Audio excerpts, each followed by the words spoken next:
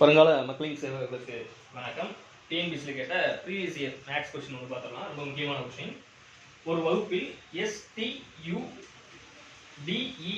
என்ற 6 மாணவர்கள் நன்கு கற்கும் மாணவர்களாக உள்ளனர். அவர்களிலிருந்து எத்தனை வித்தியாசமான வகையில் ஒரு மாணவர் தலைவனும் ஒரு உதவி தலைவனும் தேர்ந்தெடுக்க முடியும்?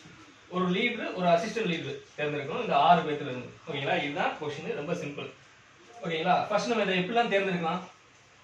ஃபர்ஸ்ட் எஸ் நான் தலைவனா எடுத்துக்கிட்டேன் அப்படின்னா நான் டி துணை தலைவனா எடுத்துக்கலாம். அடுத்து அதே எஸ் அப்படியே கான்ஸ்டன்டா வச்சுட்டு ஒவ்வொருத்தரும் கொண்டு வந்துட்டே இருக்கேன். எஸ் தலைவனா வச்சுக்கிட்டு யூ துணை தலைவனா வச்சுக்கிறேன்.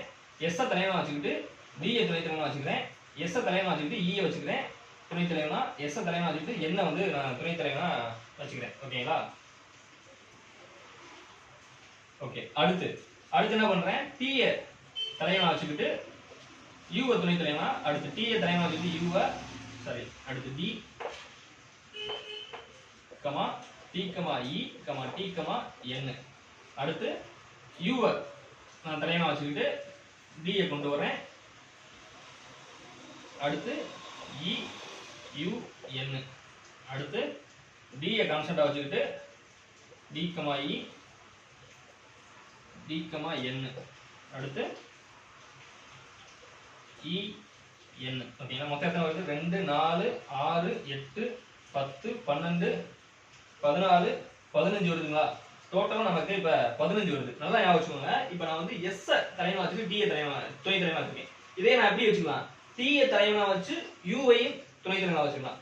யூ தலைவனா வச்சு எஸ் வந்து துணை தலைவனா வச்சுக்கலாம். அப்ப ஒவ்வொன்றுக்கும் இன்னொரு சான்சஸ் அப்படிங்கிறது கிடைக்கும். அப்ப மொத்தம் இங்க 15 சான்சஸ் இருக்கு. இதை நான் அப்படியே இன்டர்சேஞ்ச் பண்ணி இன்னொரு 15 சான்சஸ் நான் உருவாக்க முடியும். ஓகேங்களா? அப்படியே இப்ப என்ன வந்து துணை தலைவனா வச்சுக்கல, இந்த எண்ணை நான் தலைவனா வச்சுக்கிட்டு ஈ வந்து துணை தலைவனா வச்சுக்கேன். இந்த எண்ணை தலைவனா வச்சுக்கிட்டு டி வந்து துணை தலைவனா வச்சுக்கேன். அப்படியே இன்டர்சேஞ்ச் பண்ணி எனக்கு மொத்தம் 15 + 15 மொத்தம் 30 சான்சஸ் அப்படிங்கிறது எனக்கு கிடைக்கும். அப்ப ஆப்ஷன் சி தான் இந்த क्वेश्चनக்கு சரியான ஆன்சர். இது இப்படியும் கண்டுபிடிக்கலாம்.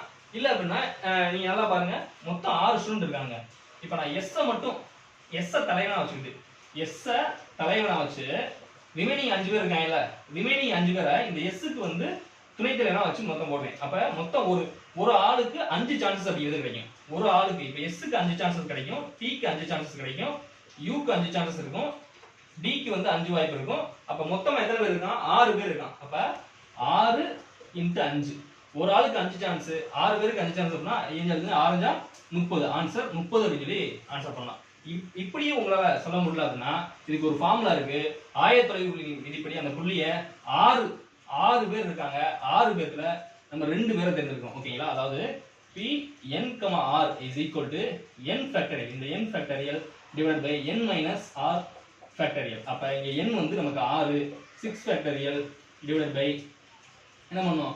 6 minus 4 factorial. அப்ப 6 factorial divided by 6 minus 2 இங்க. ஓகேங்களா? 2 factorial அப்பனா 4 factorial. அப்ப 6 factorial வரும் 6 × 5 × 4 × 3 × 2 × 1 divided by 4 factorial 4 × 3 × 2 × 1. இது ஃபுல்லா கேன்சல் ஆயிரும், இது ஃபுல்லா கேன்சல் ஆயிரும். அப்ப 5 6 30 அப்படி சொல்லி ஆன்சர் கிடைக்கும். 6 × 5 6 30 அப்படி சொல்லி ஆன்சர் கிடைக்கும். அப்ப 3 விதமா இதுக்கு நம்ம ஆன்சர் பண்ணலாம். ஓகேங்களா?